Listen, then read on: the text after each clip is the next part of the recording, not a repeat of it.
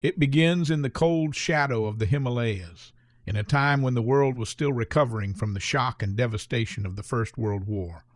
Europe was broken, nations were grieving, and the British Empire, once the symbol of global exploration, was desperate to remind the world, and perhaps itself, that it was still capable of greatness.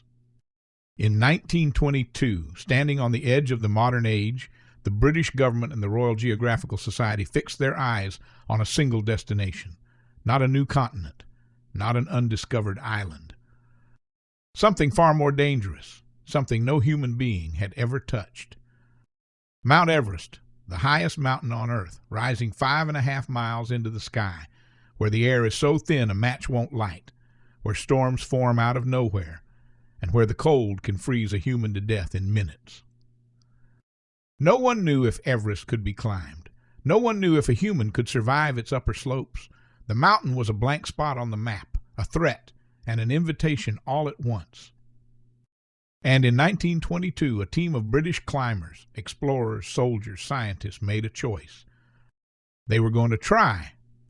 Their mission was simple on paper: be the first humans to stand on the summit of the world.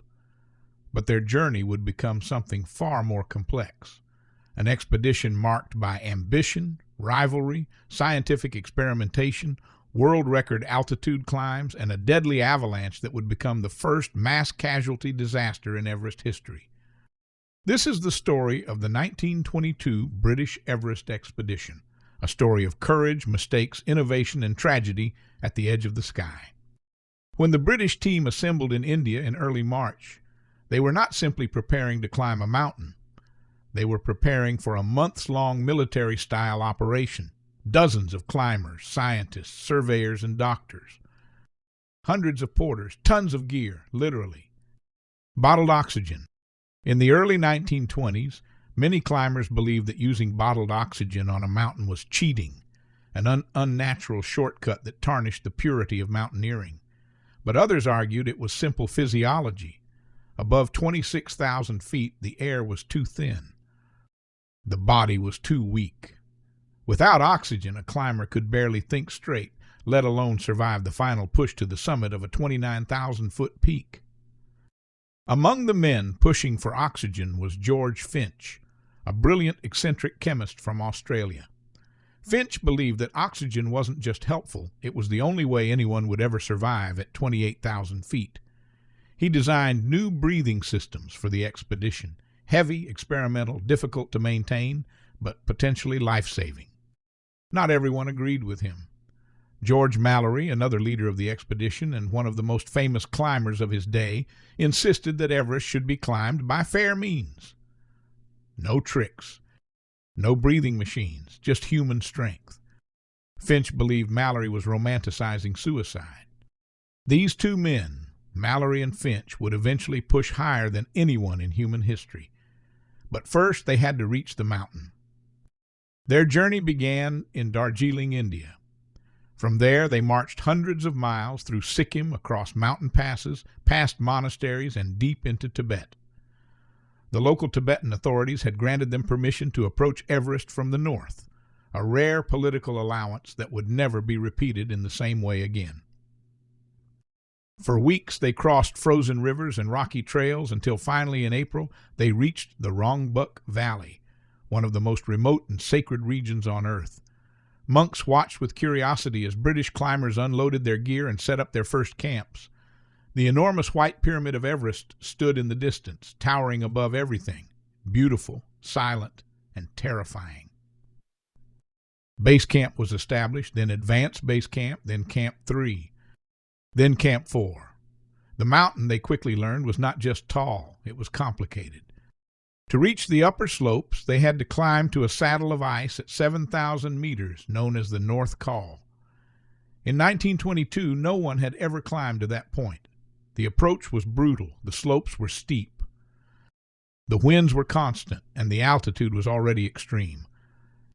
But this team pushed forward. They cut steps into the ice for hours. They hauled heavy loads. They battled headaches, coughing fits, nausea, and exhaustion. They watched porters, men with far less gear and far fewer protections, endure the same conditions day after day.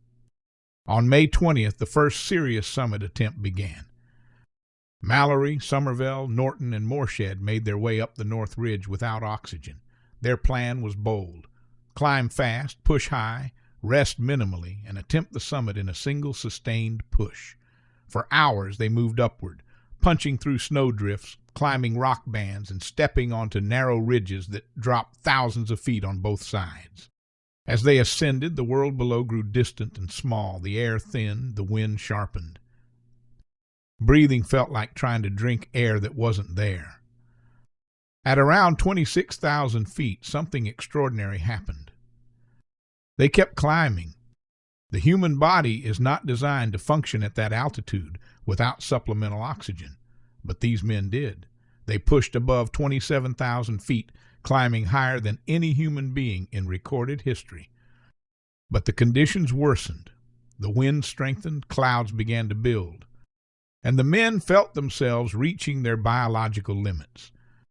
Between 8,200 and 8,225 meters, roughly 27,000 feet, they stopped. They were too exhausted to continue safely. Mallory made the call. They would turn back.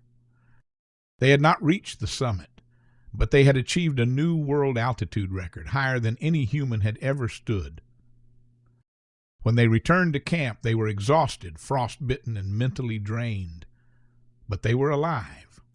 For the British establishment, this wasn't enough. They wanted to push harder. So 24 hours later, Finch and Jeffrey Bruce prepared a second summit attempt, this time using bottled oxygen. Their plan was to climb faster, suffer less at altitude, and maybe reach the summit. Finch strapped on his experimental oxygen gear, heavy metal canisters, tubes, valves, and a breathing mask that made him look like something out of science fiction. Bruce did the same. Then they began their ascent. Immediately something was different. They climbed with more energy. They breathed more easily. In a place where most climbers move slowly and clumsily, Finch and Bruce were moving fast, unbelievably fast. They passed the previous altitude record and kept going: 8,250 meters, 8,300 meters, 8,325 meters. They were within a few hundred meters of Everest summit, closer than anyone had ever been. But the mountain had other plans. The wind tore into their faces, ripping at their clothing. Ice blasted them like shards of glass. Their oxygen regulators began to freeze. And as quickly as their progress had begun, it stalled. Finch realized the truth. They were not prepared to survive the next 1,000 feet. The margin of error had vanished. They would either turn back now or they would die. They made the decision, reluctantly, painfully, to retreat. When they returned to the lower camps, they had set a new altitude record again. But Everest remained unconquered. And this is where the tragedy begins. Mallory, driven by ambition and maybe by pressure from the expedition leaders, decided they would make a third summit attempt, one more push, even though the season was nearly over. He assembled a team of porters and climbed back toward the North Col. But the mountain was growing unstable.